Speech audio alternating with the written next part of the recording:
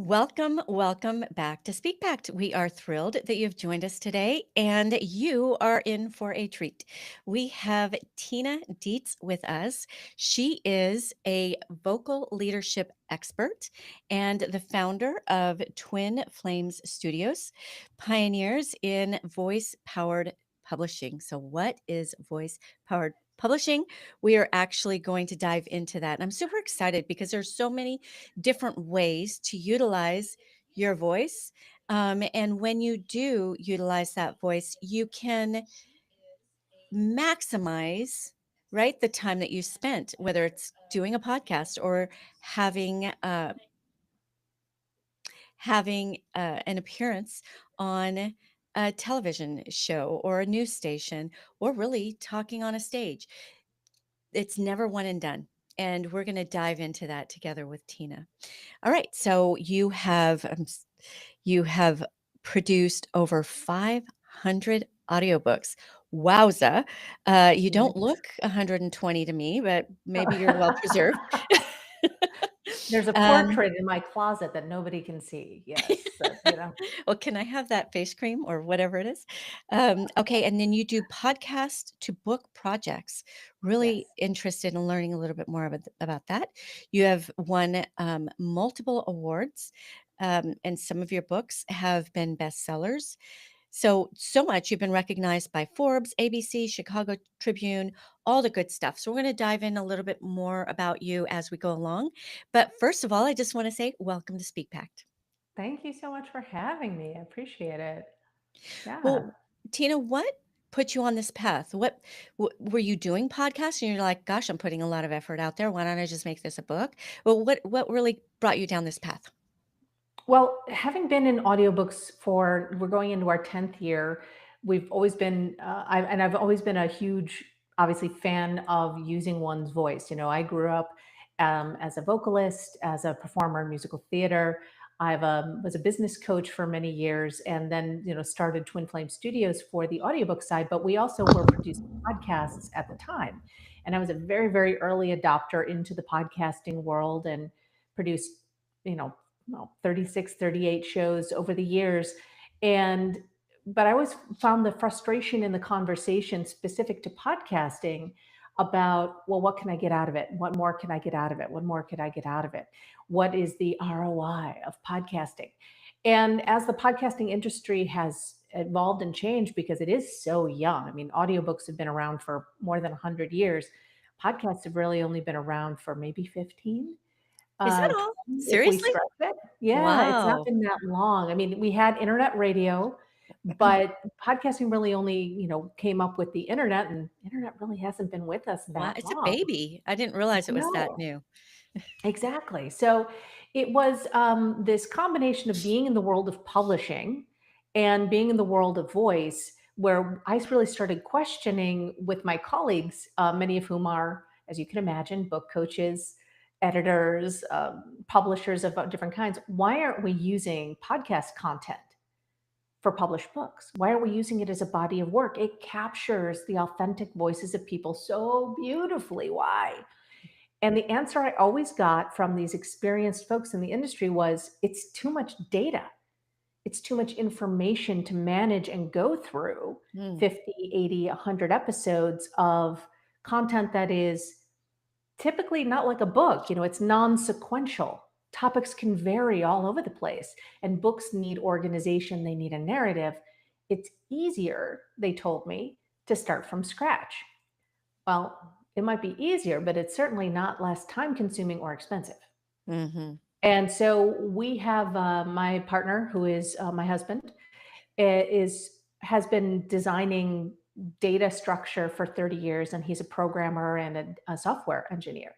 And so we put our heads together and we're able to create a framework by which we're able to now organize this podcast data and be able to use it as the body of work for these beautiful world class published books. And it's gone very, very well. We've just launched this over the last year, and 2026 is looking really, really great for our next cohort of authors. It makes a lot of sense, Tina. And so let me ask you this. There's a lot of speakers and corporate trainers who listen to the Speak Pack podcast who are guests on other people's podcasts, but they don't Mhm. necessarily have their own. Can this principle also work for podcasters as much as podcasters?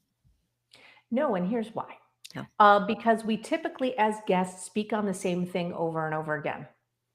And so there's really not enough content typically to pull a high quality book. We usually, with a podcast, we're looking for a minimum of 50 episodes. 80, 100, 120 is better to come up with a really excellent book.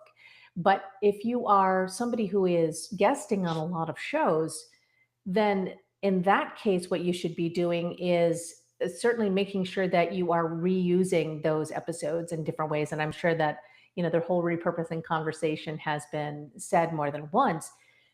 But the other thing that's important about that content is if you feed in the transcripts of what you say on multiple different shows, and you ask if you have the tools and the know-how to prompt, let's say, AI tools, the publicly available AI tools, which is not what we use, by the way, um, you might grab some insights in there that are valuable to help you spin different articles, to help you come up with new topics or piggyback topics off of what you've done. So if you've never done that, if you've never analyzed your own voice through a third party, through a third party like objective system, like a piece of software, it can be really, really insightful because it will tell you things about yourself that you didn't know. And that can be incredibly helpful. When we're working with a larger body of work like podcast content, we really are able to extract a full body of work out of it that, in addition to the book, then these authors can go off and then be more effective in their marketing, be more effective in their content development, and more strategic in how you are actually building your brand. Well, I know that books are a great door opener. They're often not great money makers. Maybe you have a different opinion on that.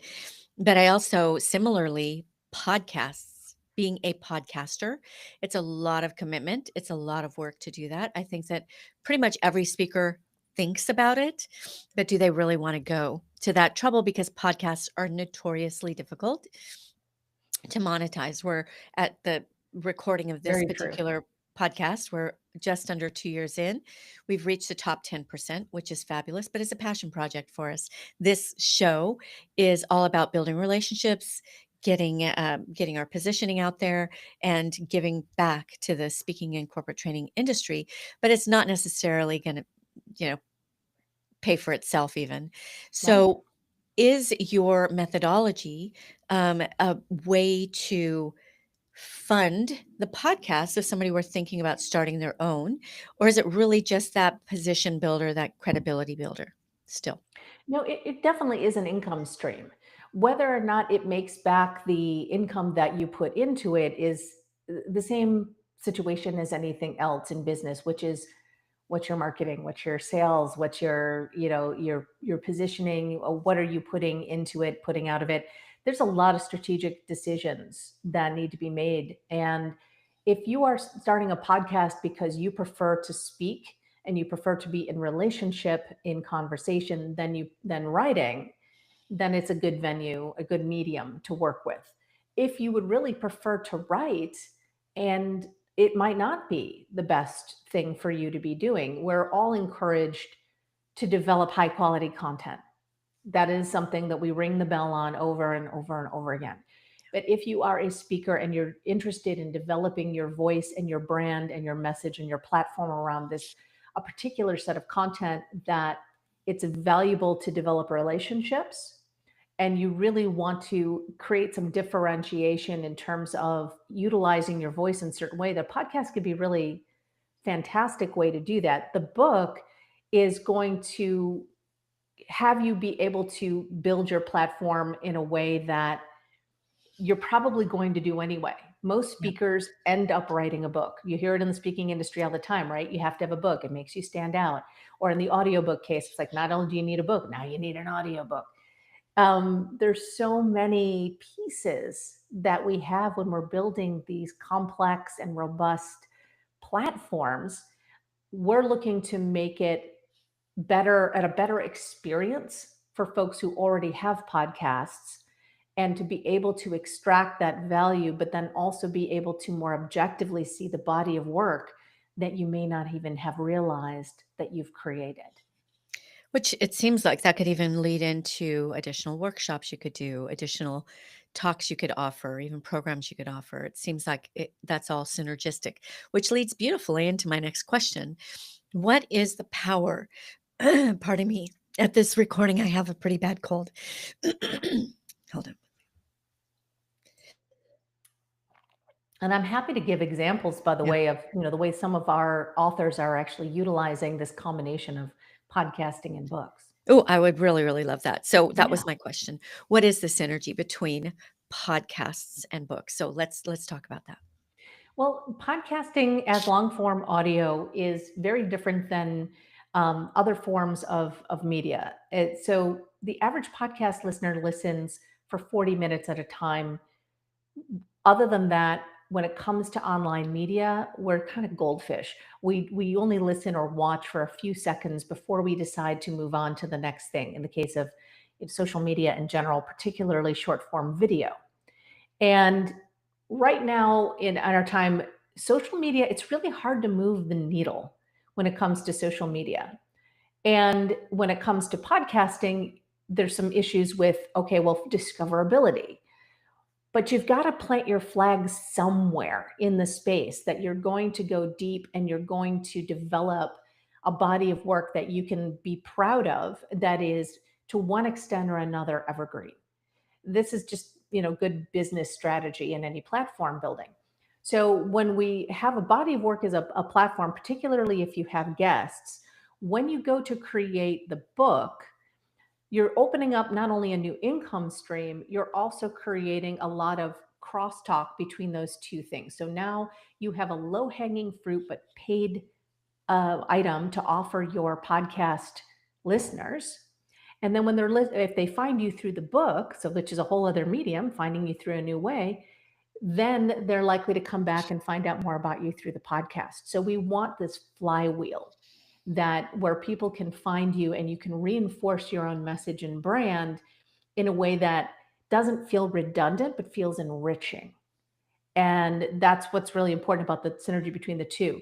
The other thing that's really important when you're developing a book from content of a podcast is that if you have had guests on your show, and then hopefully you've stayed in touch a little bit with your guests, or at least you have some relationship with them, then when it comes time to launch the book, you have a built in whole group of people who potentially can be some of your grassroots movement to get the book out into the world. And we've seen this now with a couple of the books that we've published, because they've already got fans in the case of the guests that they've had on their show and that relationship. So that becomes part of their launch team, that becomes part of their advocates, it becomes part of their kind of vanguard of getting that book out into the world. And that's one of my favorite things to have our authors experience in a launch party, is to have all of their guests come out of the woodwork to support these efforts. We brought up several key strategies, key insights. One of the ones I'd like to dive a little bit deeper into is the fact that there is no silver bullet, right? It really is an ecosystem. I love that you brought that to the table, because I think that there's a lot of programs out there to buy, right? Create your perfect press kit, create your perfect TEDx talk, create your perfect book, create your perfect podcast pitch, right? Whatever it might be, create your perfect podcast. All of it is it works together.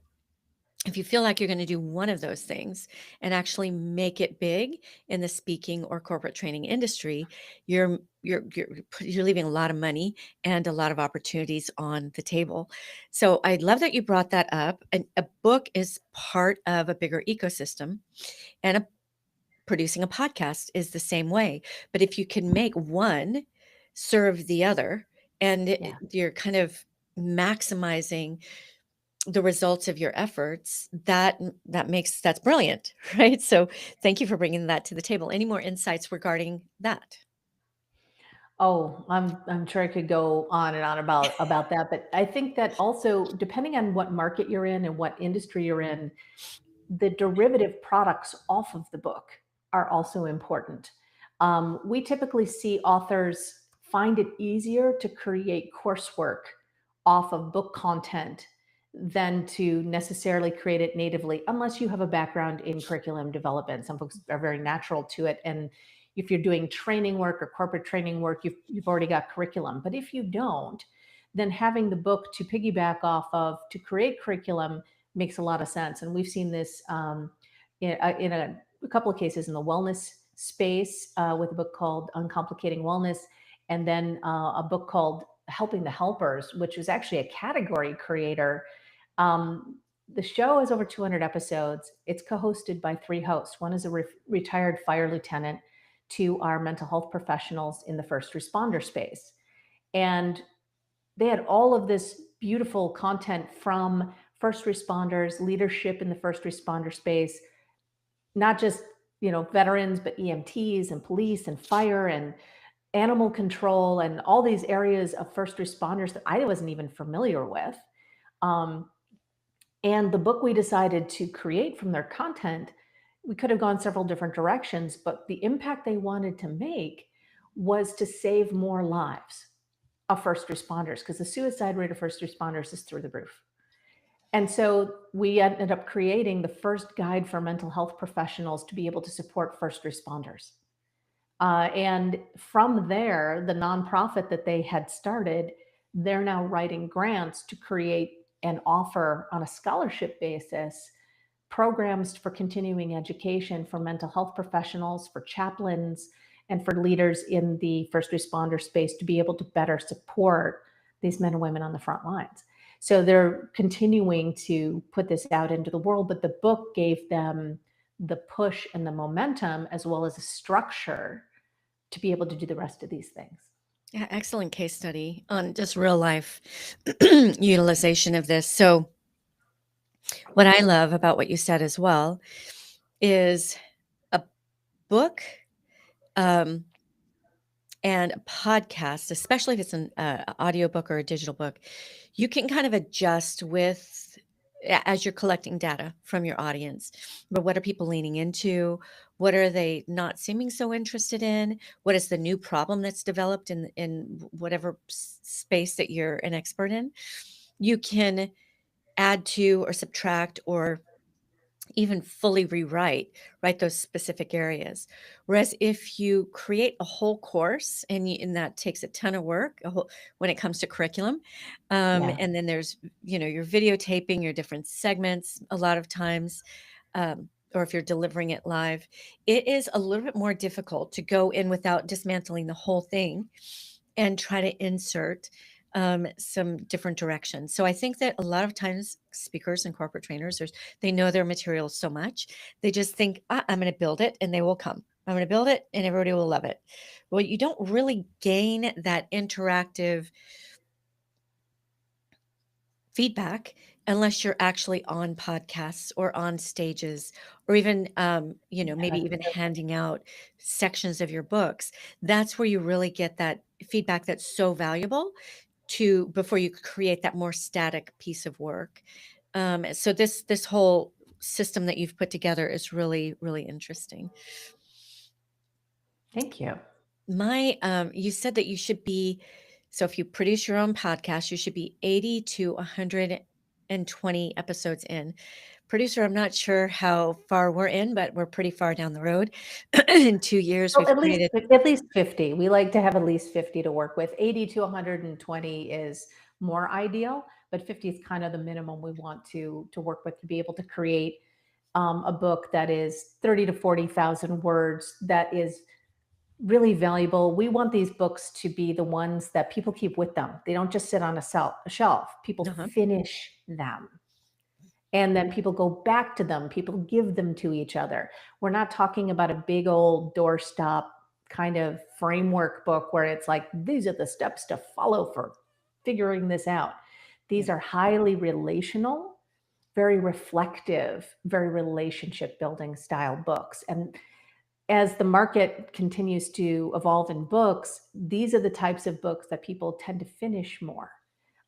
Books like Big Magic by Elizabeth Gilbert, or The War of Art, or The Four Agreements, or all of these are, relatively shorter books. Magic's a little longer, but they're highly conversational. They're very reflective. They're not as prescriptive.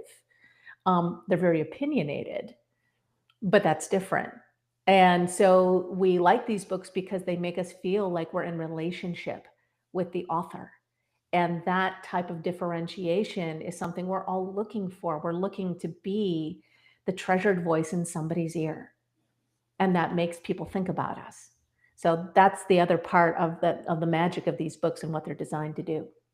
Right. People buy what they know, like, and trust. And when you are on podcasts and when you are writing a book, you're getting your body of work out there. People get to know you on a deeper level before they even meet you. And they certainly are more likely to attract decision makers to get you the speaking engagement, whatever that might be. Another thing that you had said earlier is plant your flag where you're going to go deep.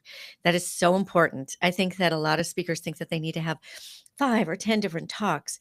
Really, in my world, I'd love to hear what your insights are on this, but in what I say is that you have one core body of work. You have one core big promise, right? In your talks, in your books, in your podcast interviews, whatever that is, people know if they want the solution or answer or even inspiration for ABC, you're the one to go to for that. Now, when you're adjusting that for different audiences, for different scenarios, for different emphases, you can do that through the stories that you share, through the case studies that you share, through the way that you deliver the content, but you're never too far off of that foundational work that you're known to be an expert in. Can you speak to that a little bit?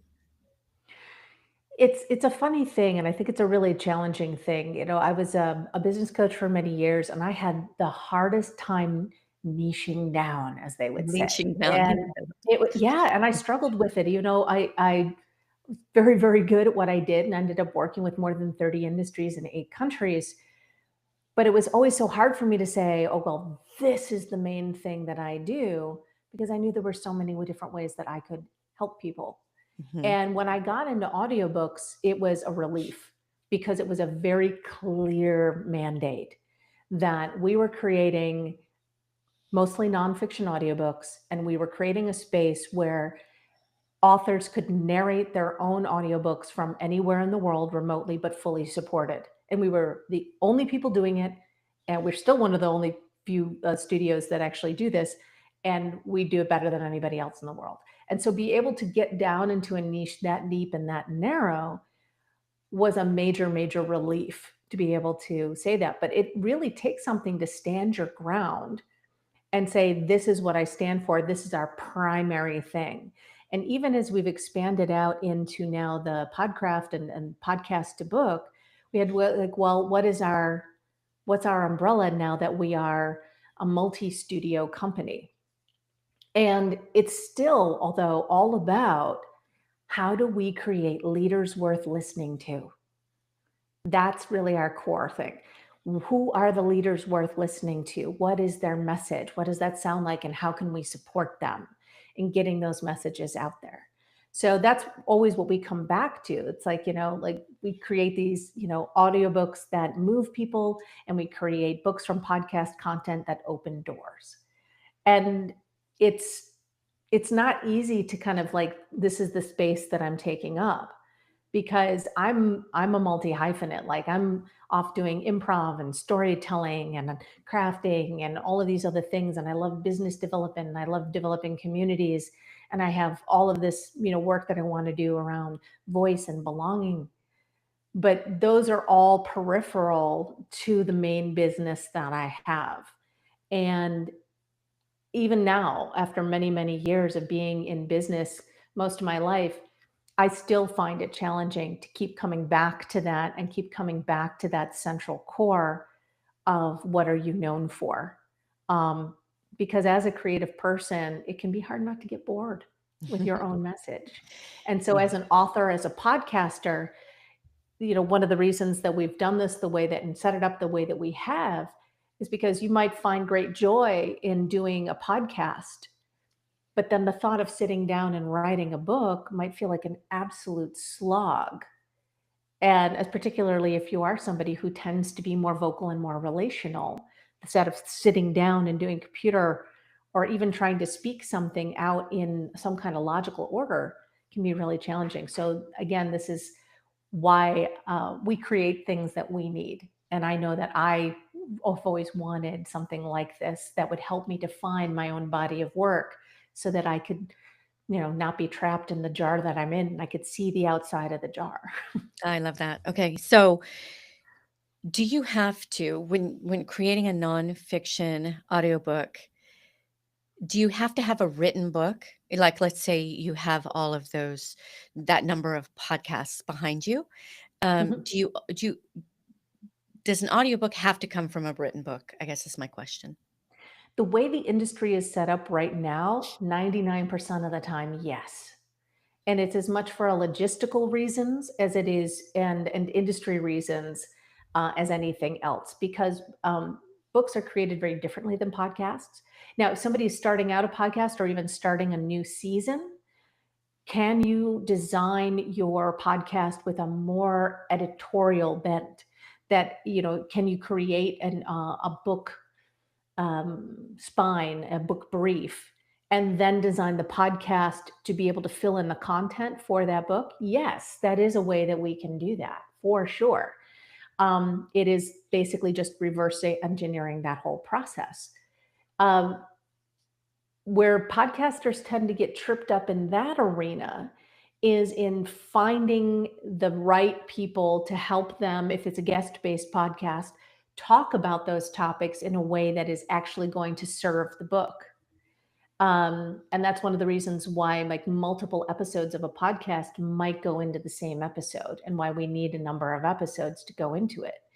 The other thing that becomes challenging in that arena is that sometimes the host will get stiff around the topic Mhm. and not have the authenticity that we typically might have if we are allowing ourselves to just be present in a conversation like and be excited and interested to talk about a specific topic. To have to be that structured for some people can be really challenging. So there's just pros and cons to think about and to think about your personality and the way that you love to work and the resources that you have available. Um, and see how you want to actually build your authority, your ecosystem. And then of course the other part of that trifecta is what does your audience want? Right. So that actually leads me to my just internal question that I didn't verbalize. So on my podcast on Speak Pact, I am highlighting other people's insights. When Mhm. I am on other people's podcasts, they are highlighting my insights. So if I were to create a book based on my podcast, it would be a Mhm. blend of my insights, but really kind of heavy on other people's insights. How do you, I'm sure you have a lot of experience with that. So how do you do that? How do you bridge that? Well, sometimes we do bring in other episodes and things like that from other shows. There's no reason not to do that, particularly if you are speaking consistently on certain topics, and the book is going to be related to those topics, which of course we're assuming it is. So bringing in episodes from when you are a guest on other people's shows is absolutely part of the process based on the goals that the author or the podcast host has for the book. And it also depends on the style of the podcast. So if you are, there is a lot of value in being a convener, the type of thought leadership where somebody is like yourself, a convener of experts and a curator of content and interesting things. So one of the things our hosts tend to find out is that they've said more than they thought they did on the shows that they were in. And there's actually more of your voice and your opinion in your shows and your episodes than you originally thought. But you're absolutely right. Bringing in those other episodes on topics that you've spoken on other shows can be a really important way to add to that content and help create a framework that is consistent with your brand and where you position yourself in an industry. Okay. Okay, so I know, by this time in the show, there are some people out there who wanna know, who is Tina Dietz and how do I get a hold of her? So how do you like to be found, Tina? The main way you can find us is through my website, twinflamesstudios.com. And you can contact us through the just the contact us page. You can find out more about audiobooks and Podcraft. And you can also, if you are interested in being an author and you're not sure where to start or what to do, we have through 2025 and we are going to be doing this ongoingly through 2026. We have monthly webinars that are panels of experts on different topics in the publishing world. And they're all free, they're all on demand, and you can find those on our live events page. So you can access any of those on demand or join us for upcoming panels and really pick and choose the topics that are interesting to you because you get a lot of different voices and different resources. We also have a list, a directory on our website of vetted publishing resources for authors and publishing professionals as well. Fun, fun. I probably need to check that out myself because as you said earlier, as you alluded to earlier, yes, I have been working on a book for far too long and I just need to get it out there, right? So I'll be checking out some of that as well. Not All right. easy. Say that? It's not easy, Well, with all the other things in your life, right? And then right? something happens in your business, you're like, "Huh, that kinda changes that chapter a little bit, or maybe I should add this component." And it could be just this perpetual project that you're working on. So I love your approach, and I also love your "let's just get it done" attitude. Yes. So thank you for sharing those insights with us. Tina, I know that you know my show, and you know that my signature question at the end has to do with more of a challenge than a question because I want this show, the Speak Pack show, to be something that spurs action and you don't just listen to some really great advice and some seasoned insights, but you actually you implement them so that they can make a difference in your own career and your own life. What is that one thing that you would say to the Speak Pack audience, that on this universal pact to make the greatest impact with the power of our voices, if they just implement today, they will see this time next year a huge leap forward towards the goals that they have, with regards to getting their solution out there in a bigger, broader, greater way. Mm. One of my favorite sayings, I think I alluded to it earlier, was someone named Hugh McLeod. And he said, "You can't see the label of the jar you're in." And as people out in the world building a platform, we very rarely take the time to reflect deeply back on our own work in an objective way and get objective feedback. Mm. And so I would challenge anyone who has been out there for a while to gather their transcripts or videos together and to create not just a chat, but a project using something like Claude, ChatGPT, or Gemini, and to ask that platform, who is, and say your name. So I would say, who is Tina Dietz? And be open to what you receive back. And then ask it to go out onto the internet and say, okay, go out on the internet. And now knowing all of this, who is? And then start to query your own work for the gold that is inside it that I promise you, you haven't seen yet. Because you will gain insights about your strengths, your uniqueness, your challenges that it's hard to get from your friends, your family, your colleagues, or from even from your own insights.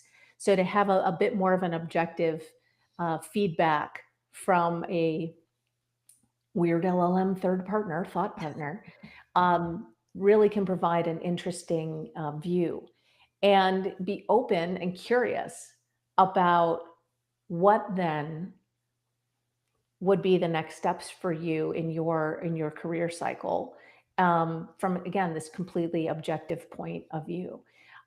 So I would recommend, if you haven't tried it, it's really, really helpful to get a completely different set of insight and to start working with the body of work that you have that might be, you don't even know yet you have.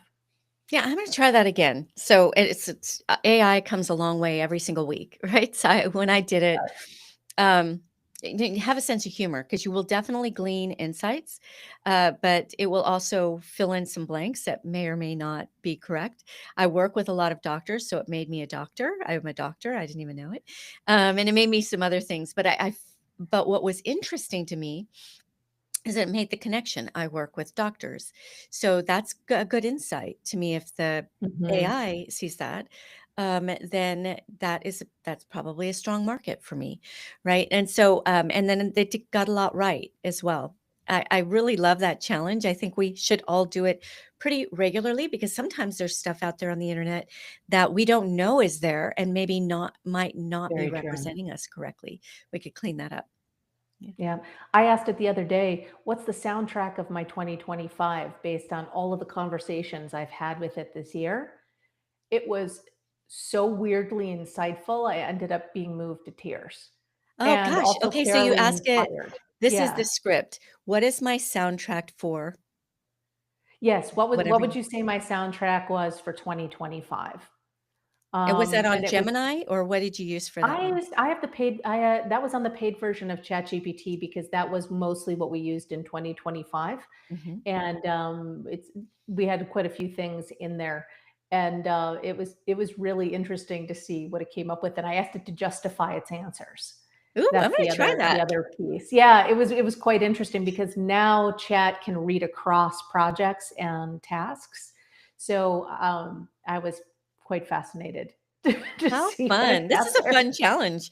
I'm gonna try that. I'm gonna try some of those things. Thank you for the challenge, but also thank you for your time. You've devoted years into creating into discovering these insights and doing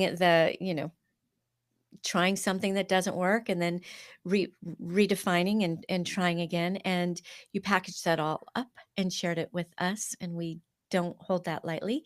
So thank you for bringing your insights to us, Tina. I really appreciate that. Thank you. And for the Speak Packed family, be sure to look Tina Dietz up. I know she's on LinkedIn. She gave you the websites. We'll make sure that those are in the show notes as well. And ciao, ciao for now.